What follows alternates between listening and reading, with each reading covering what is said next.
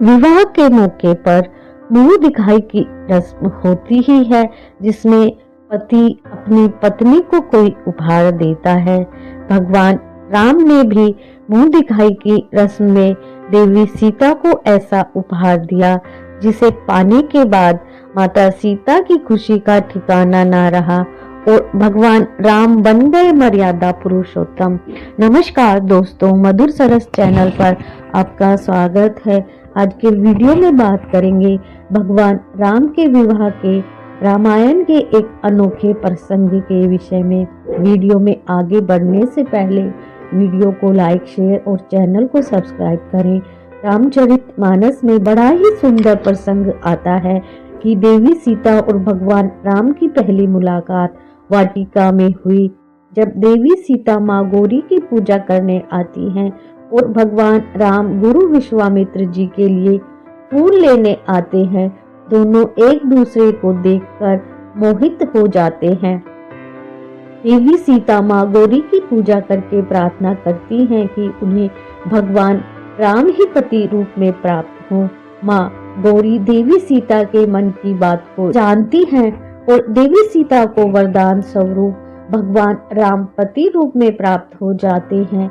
विवाह में कई प्रकार की बाधाएं आती हैं, जिनमें स्वयंवर की शर्त, भगवान राम के कुंडली में मौजूद मांगलिक योग भी शामिल होता है, लेकिन तमाम बाधाएं दूर होती चली जाती हैं और भगवान राम का देवी सीता के साथ विवाह हो जाता है। इस अद्भुत विवाह में शामिल होने के लिए सभी देवी देवता वेश बदल कर आते हैं, लेकिन विवाह की सबसे खास बात तब होती है जब विवाह के बाद पहली बार देवी सीता और भगवान राम की मुलाकात होती है। विवाह के बाद मुंह दिखाई की रस्म होती है। इस रस्म में पति ने नवविवाहिता पत्नी को कोई उपहार देता है।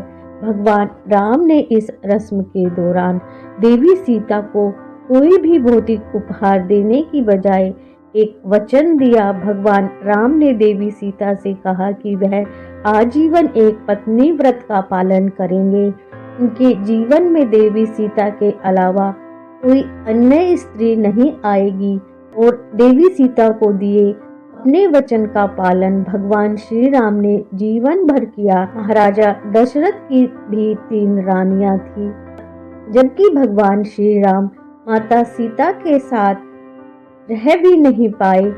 वह चाहते तो दूसरा विवाह कर सकते थे। उन्हें इसी वचन और अपने सभी रिश्तों के प्रति उच्च आदर्श स्थापित करने वाले और आदर्श राजा होने के कारण भगवान राम मर्यादा पुरुषोत्तम कहलाते हैं।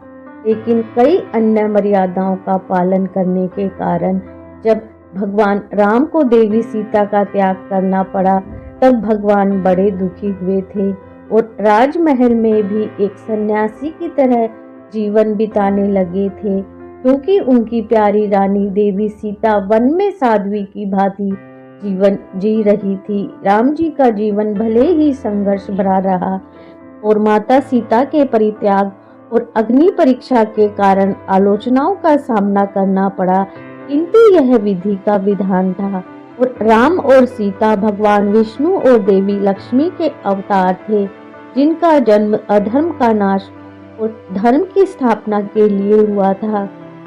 और उनका भगवान राम और माता सीता का आपसी प्रेम आज भी युगलों के लिए प्रेरणा है। वीडियो को लाइक, शेयर करें, चैनल को सब्सक्राइब करें।